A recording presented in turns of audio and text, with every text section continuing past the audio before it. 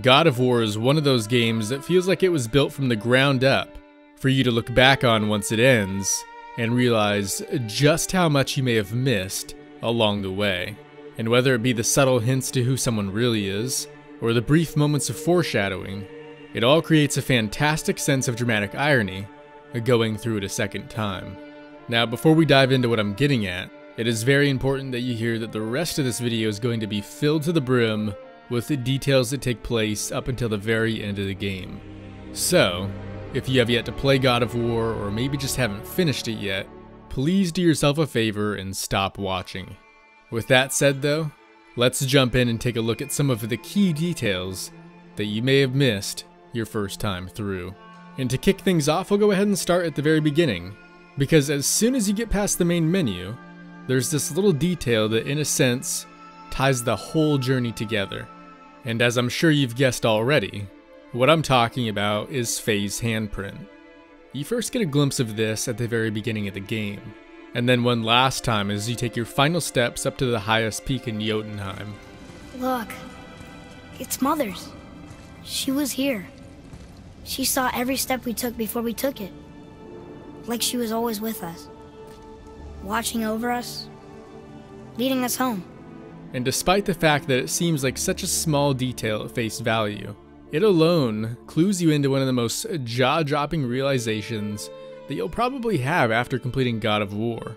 And that is the understanding that Faye actually walked the entire journey prior to meeting Kratos. So as crazy as it sounds, every single yellow marking that you see painted throughout the world was put there by her. And going through it a second time, it's fascinating to think about how she undeniably knew that apart from her passing, that first handprint alone would be enough to set everything in motion. And I absolutely love how even though you can see the effects of cutting down that particular tree pretty clearly later on, the change that occurs is very subtly hinted at much earlier. Father? What? Did something change? The forest feels different now. Everything is different, boy. Try not to dwell on it. Yes, sir. And that's one of the awesome things that this game does a lot of. And what's great is that you most likely won't catch it your first time through. But anyways, after discovering that Faye was the one who left all of those yellow markings, you'd be safe to assume that she could indeed tell the future. But you might be wondering, how deep did her foresight really go? Well, if you look closely during your first fight with Baldur, you can get a pretty good sense of just that. As you can see, there's a monument on which one of the very last stages of the game is displayed right before your very eyes. And ironically, it depicts the very last fight that you'll have with Baldur. It's quite honestly very easy to miss, even your second time through, but if you can't catch a glimpse of it, don't worry, there's also a much clearer version of this very same painting located in Jotunheim. And now, back to Baldur. This is again where that sense of dramatic irony really starts to play in. This is because when you meet him for the first time, it feels like he specifically came for Kratos. After all, Kratos is a Greek god who naturally doesn't belong in the realm of Norse mythology. However, upon finishing the game and going through it a second time, it's much easier to pick up on the fact that Baldur was really hunting down Faye. I thought you'd be bigger. But you're definitely the one. Long way from home, aren't you? What do you want? Oh, you already know the answer to that. Whatever it is you seek, I do not have it. You should move on. And here I thought your kind was supposed to be so enlightened, so much better than us, so much smarter. And yet you hide out here in the woods, like a coward. These are all statements he makes that could easily apply to Kratos, but definitely make a lot more sense when you realize they were really meant for Faye, who, as you later learn, was actually a giant. And remember, being a giant doesn't inherently mean being big. Atreus makes that quite clear later on. These passages seem too small for giants. Why do you laugh? Oh, you're serious? I am always serious. I forget. Mom always said you never took an interest in history. Giants are just a race, like elves and Holgerfolk. It doesn't mean they're big. What of the world serpent? Okay, in that case, giant also means big. But there's only one of them. And that, in and of itself, is a nice hint and throwback to this scene with Baldur. Additionally, through the later bits of dialogue with the dwarves and Mimir, you can sort of piece together the answer to why he was after her in the first place. And that was of course because she was originally meant to stand up to Thor and the other gods with the Leviathan axe, which as we know now, was made for her by Brock and Sindri. But that was presumably long before she had ever met Kratos, which as we also know now, changed everything. Oh, we knew Faye was the last guardian of the Jotnar left in Midgard. That's why we made her the axe. We hoped it could restore the balance of power.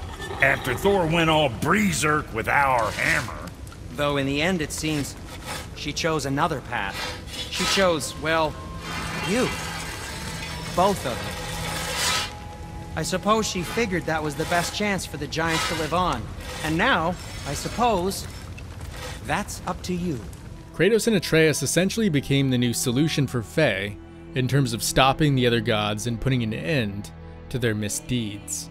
And looking back now, breaking that cycle of chaos and revenge all starts with Baldur, who apart from Faye, was another character with a whole slew of hints given to you along the way that not only explain who he is, but also how he can be defeated. If you were one of those people who knew a lot about the mythology beforehand, it probably wasn't a big surprise. But even for those who didn't, the game still does a fantastic job at dropping clues that you can piece together in order to figure out what the solution is, long before it actually happens. Of course, what I'm referring to here are the mistletoe arrows, which at first, at least unless you knew what they were for, most likely seemed pretty useless, up until Kratos used one of them to fix Atreus' broken quiver.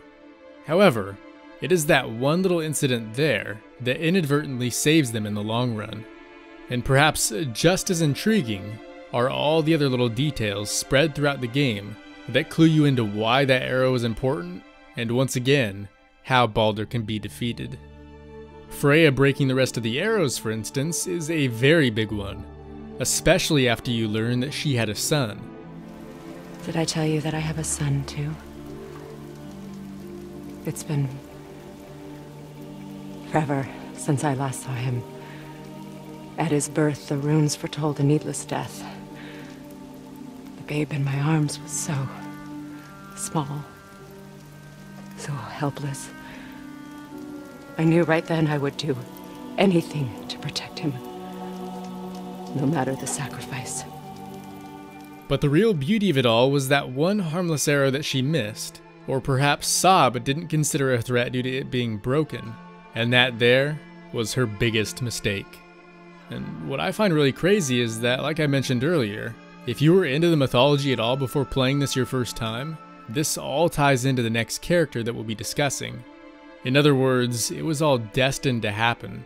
So, now that we've talked about most of the foreshadowing that was done surrounding Faye and Baldur, there's also another massive reveal we still have yet to break down that makes this such an interesting experience to play through a second time. And that is the fact that Atreus is also Loki. So, I get that mother was a giant, which makes me part giant and part god. And part mortal. Right. I guess there's just one thing I don't understand. My name on the wall. The giants called me Loki? Loki. That's the name your mother wanted for you when you were born. She must have called you that to her people. But why? A question for another day. Let us go home. Just like Faye, and perhaps even more so in this case, there are an absolute ton of clues along the way that hint to who he really is, and what he'll do in the future. Hell, even the fact that his mother's name is Faye ends up being a fairly big one, considering in the mythology, Loki's mother is a giantess named Laufey, whom Mimir actually brings up in a couple of his stories. Mimir, is that what you call mother?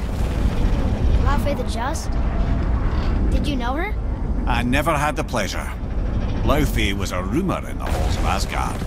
A giantess warrior who thwarted many an Aesir god's plans, freeing those who they would enslave, feeding those who they would starve, generally making a nuisance of herself in the most noble of ways.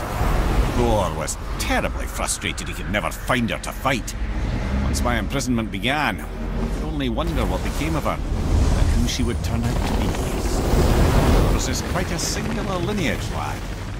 But truth be told, the clues to him being Loki start popping up long before you even make it to the Lake of Nine and meet Mimir. The first of which can be found near the very beginning of the game. It's easy to miss, but if you look closely, the top half of Atreus' bedpost slightly resembles the upper half of Loki's symbol, which just so happens to be two snakes biting their own tails. Now, this isn't necessarily an exact replica, so you might be thinking, oh come on, that's purely a coincidence. However, if you decide to come back to the house later on, the inside seems to brighten up a bit, and you can clearly see a tapestry that Faye was working on before she passed away, which uncoincidentally also shares that same logo, only this time, it is far more reminiscent of the actual design. And speaking of snakes, there's also this great comment about the world serpent that Atreus makes that sort of ties the whole idea of his logo together. You know of that serpent? He's one of the giants. And he's so big he's wrapped around the whole world and bites his own tail. An exaggeration. I don't know. Looked pretty big to me.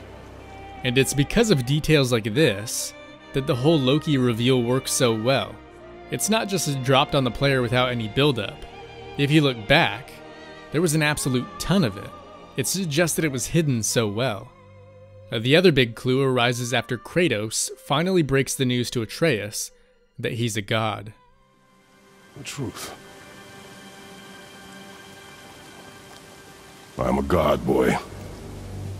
From another land far from here.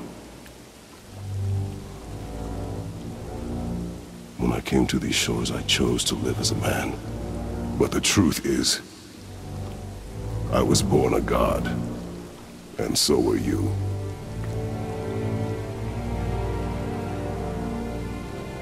Boy, have you nothing to say?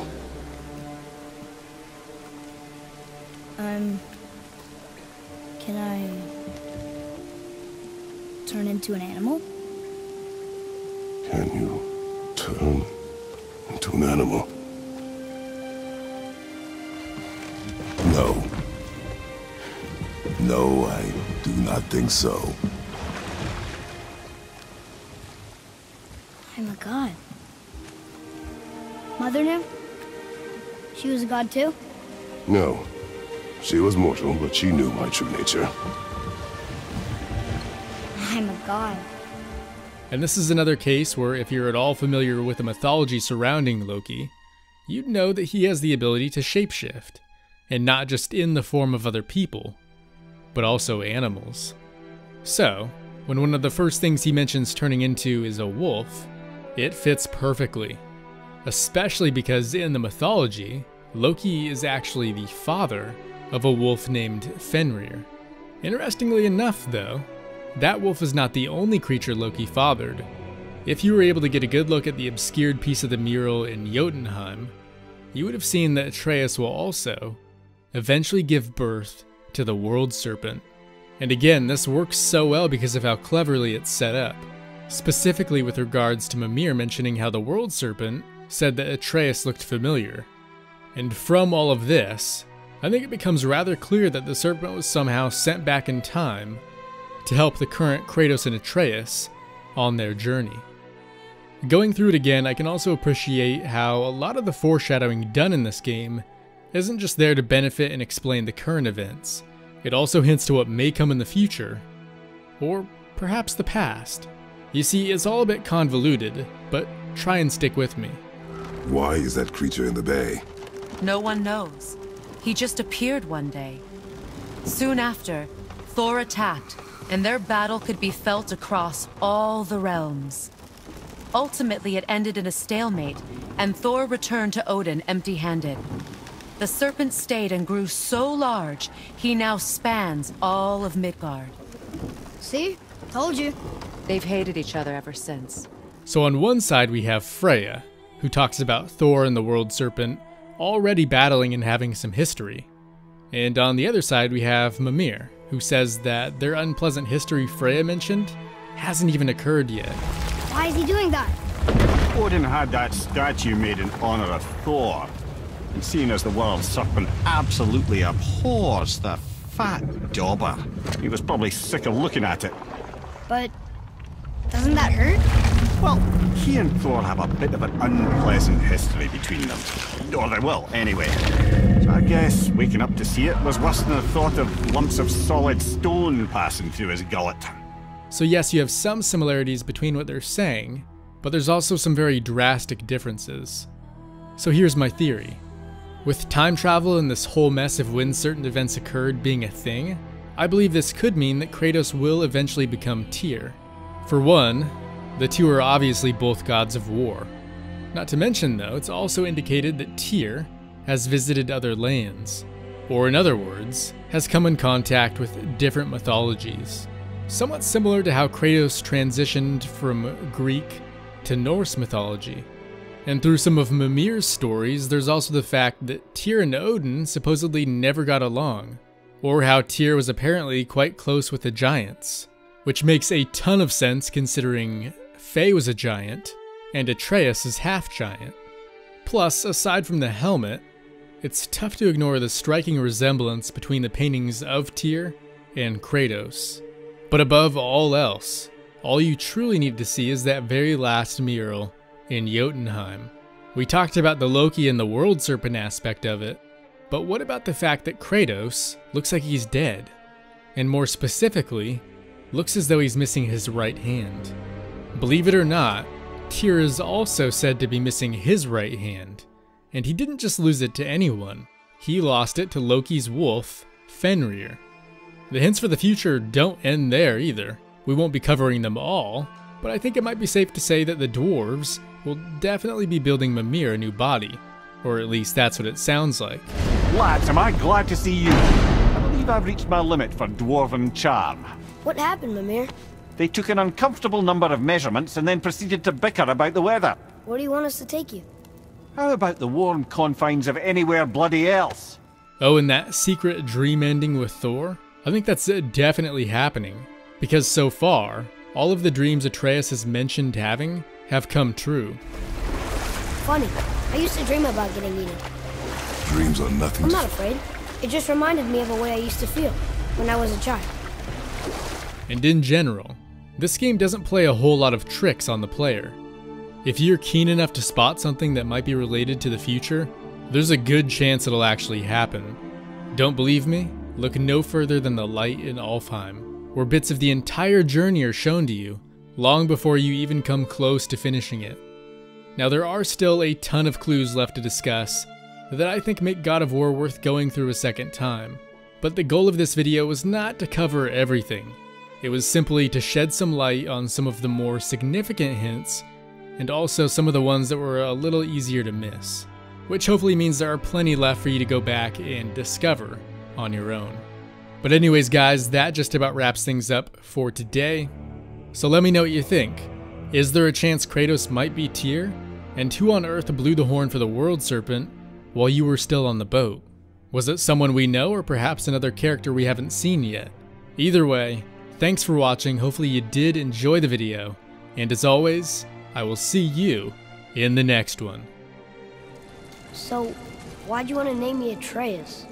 I know it can't be for a god. No, he was a soldier, a Spartan. A great warrior? All Spartans are great warriors. We trained from birth.